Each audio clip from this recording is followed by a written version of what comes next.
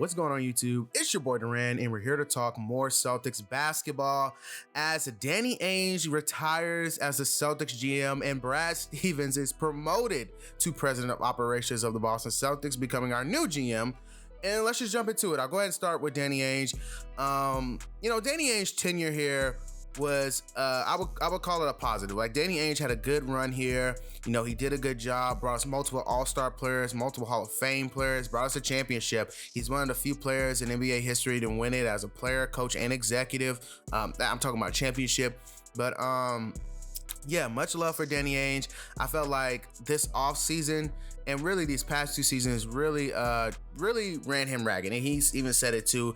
He was, wore out. Danny Ainge was wore out and he was ready to go and he retired. And the same could be said about Brad Stevens, who was also wore out. Brad Stevens was wore out as a coach.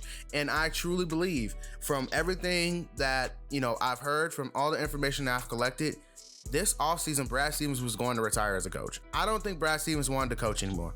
I think Brad Stevens, how long has he been coaching? 16 years, if including the college years and all those. He's been coaching for a very long time. I feel like these past 2 years, like he said, they really took a toll on him. I felt like Brad Stevens was going to retire this offseason. So keep that in mind. It was a lot of options they could have chose from GM. And I know everyone's talking about the Sam Presti move and those different things. They had a lot of options, but I just don't think they wanted to lose Brad Stevens to mind. I don't think they wanted to lose him.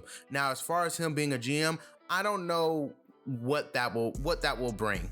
Let me go ahead and say that. I don't want to say that he'll do a bad job, and I'm not going to necessarily say this is a home run pick until we see the moves made, until we see everything. But, initially, I do like it. I do like the move. You keep Brad Stevens. I think their options was going to be to lose both. And both of those people have had great success here. Danny Ainge and Brad Stevens. Both have won a lot of games, a lot of playoff games, a lot of important games. And I think they wanted to keep Brad Stevens in the fold. They really did. So they moved him up. And that's okay. That's fine. But now we have this big hole at head coach. Who are the options out there that I like? Personally, I'll go ahead and speak. I like Sam Cassell. I think Sam Cassell has been an assistant for a very long time. He's a player's coach. This would be his first opportunity as a head coach. He don't have any, head coach firing stank on him or anything like that. He's been an assistant for a very long. He's been an assistant coach in the league since 2009. He has really, how would you say? He's really paid his dues in NBA. For real, like Sam Cassell has really paid his dues in NBA. He's won a championship here at Boston. He was a player here.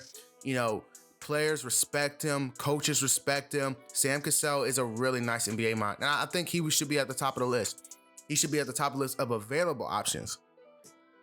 Outside of that, let's talk about Chauncey Billups, another name, more of a risk or a gamble, because Chauncey Billups, he hasn't had that much coaching experience, but he has been an assistant coach for a while now. I think he's the assistant coach of the Clippers right now. He has been the assistant coach experience, so you take that for what it is.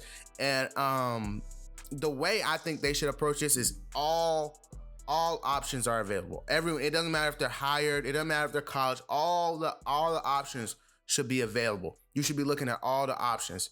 And in my opinion, if you were to go out there and go get a big fish, you want to get a guy that's signed, you want to get a guy that's under contract, I'd hit up Toronto. Excuse me. I'd hit up Toronto. And I'll see what Nick Nurse price is. What is Nick Nurse price?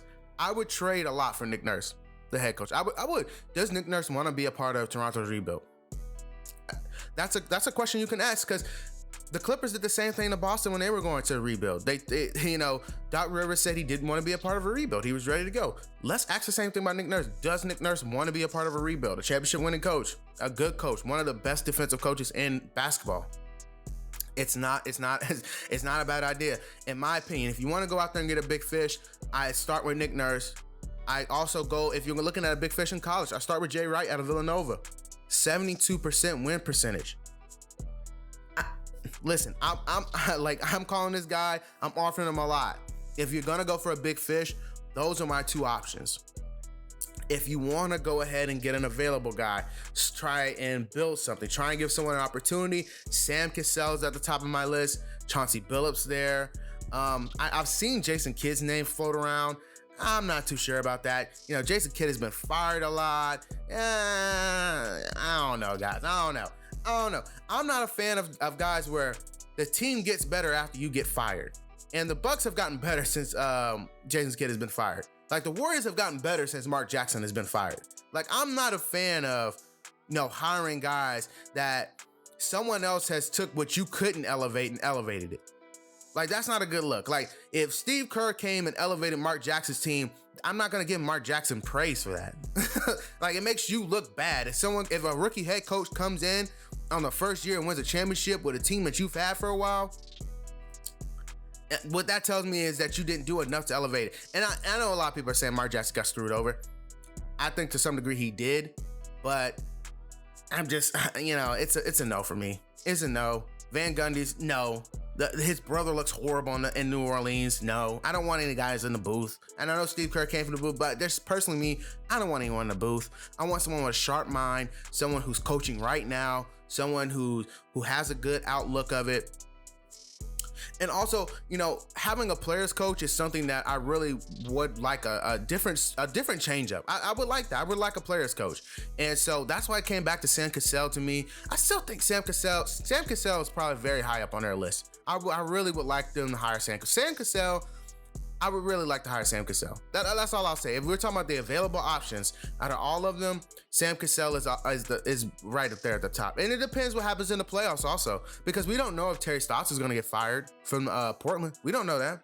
We don't know the moves that will be made after the playoffs.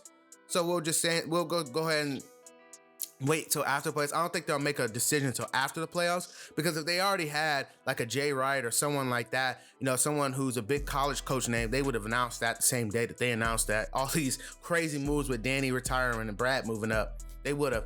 But it's like this was the big move that I feel like everyone wanted, but no one really, no one really thought it would happen. A lot of people wanted Danny Ainge fired. A lot of people wanted Danny Ainge gone, but they knew deep in their heart that wasn't going to happen. So for him to walk away, this is such a shock. This is such a shock. And Brad Stevens going to be the GM. I mean, like, it's crazy. This is crazy to even fathom, think about, talk about, but it's happened. And we just have to deal with it. Brad Stevens is now our GM. He's no longer our coach. That is weird to say, but it is what it is.